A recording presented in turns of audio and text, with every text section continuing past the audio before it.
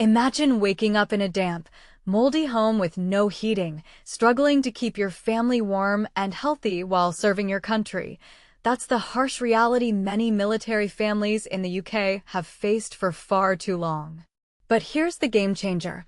A massive £9 billion plan is about to overhaul thousands of defense homes, promising a brighter future for those who've been let down. And trust me, this isn't just about bricks and mortar, it's about restoring dignity and morale for our brave armed forces. But here's where it gets controversial. Is this bold investment finally addressing the rot, or is it just a band-aid over deeper systemic issues? Let's dive in and unpack it all. The Ministry of Defense is rolling out its ambitious new housing strategy, committing to modernize, refurbish, or completely rebuild nearly all of its 47,700 homes dedicated to military families across the UK over the next decade. Defense Secretary John Healey has dubbed this initiative the biggest renewal of armed forces housing in more than 50 years, marking a significant shift from years of neglect. This push stems directly from ongoing grievances voiced by active service members, who have repeatedly highlighted the dire conditions of their living quarters.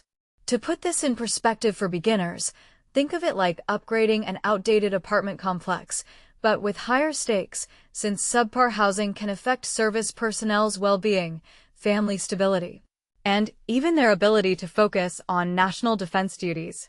Back in 2022, dozens of military families opened up to the BBC, sharing heart-wrenching stories of residing in homes riddled with dampness, mold, and inadequate heating. One family described living without warmth for days, a situation that not only endangered health, but also underscored the emotional toll on those committed to protecting the nation. This isn't just a minor inconvenience. Mold and poor ventilation can lead to serious respiratory issues or even exacerbate mental health challenges, especially in high-stress jobs like the military. A parliamentary defense committee echoed these concerns in its findings last year, revealing that around two-thirds of service family homes required major overhauls or complete reconstruction to align with contemporary safety and comfort standards. It's a stark reminder that what might seem like routine maintenance is actually a critical pillar of supporting our troops. Under this fresh strategy, Service Family Accommodation, SFA, will undergo comprehensive upgrades, including brand new kitchens, bathrooms, and efficient heating systems to ensure families can live comfortably and safely. Approximately 14,000 of these properties will either undergo deep renovations or be demolished and rebuilt from scratch, offering a clean slate for better living. For those new to military jargon, this means transforming outdated, inefficient spaces into modern homes that promote health and happiness. Imagine swapping out a clunky old stove for a sleek, energy-efficient model that cuts utility bills and reduces environmental impact. This £9 billion endeavor is part of a broader defense housing policy set for release later this week, building on £4 billion already allocated to confront the housing crisis. Moreover, the government has pinpointed excess Ministry of Defense land that could pave the way for constructing up to 100,000 additional homes for both civilian and military use, potentially boosting local economies through job creation in construction and related sectors. As Healey put it, this is a new chapter, a decisive break from decades of underinvestment, with a building program to back Britain's military families and drive economic growth across the country. It's an inspiring vision that ties national security to community prosperity, showing how investing in people can ripple out to wider societal benefits. To illustrate the urgency, recall a story from nearly 3 years ago when families at a Sandhurst military base reached out to the BBC, pleading for change after enduring days without heating. We're at breaking point and something has to change.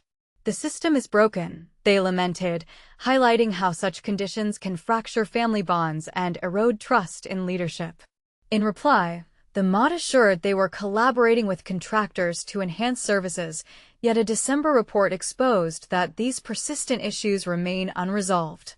It slammed the previous acceptance of homes with known damp and mold problems as shocking, underscoring a failure to prioritize basic human needs. For beginners, this serves as a cautionary tale. Even in institutions like the military, oversight lapses can have real, tangible consequences on everyday lives. And this is the part most people miss: the deeper financial and historical context. Last year, the MOD agreed to repurchase 36,347 military properties from Annington Homes for almost £6 billion, effectively undoing a privatization agreement from 1996, brokered by the previous Conservative administration. This reversal is projected to slash rental and upkeep expenses by millions annually, redirecting those funds into repairing existing housing stock. It's a smart financial pivot, potentially saving taxpayer money in the long run while reclaiming control. But here's where it gets controversial. Some argue this deal merely corrects a flawed past decision, yet others question why it took decades to act, and if the billions should have been spent differently, perhaps on frontline defense tools instead of real estate. Is this a triumph of accountability or a costly lesson in the perils of privatization? And what about the broader implications? Should governments be in the housing business at all, or could private partnerships have been managed better? Overall, this £9 billion initiative represents a heartfelt commitment to military families who've weathered too much hardship. It promises not just physical renovations, but a renewed sense of value and support. Yet, as we reflect, it's worth pondering. Do you believe this massive investment will truly turn the tide on years of neglect, or does it scratch the surface of a more profound problem? Should reversing privatization be celebrated as a win for public service, or scrutinized as a band-aid for political oversights?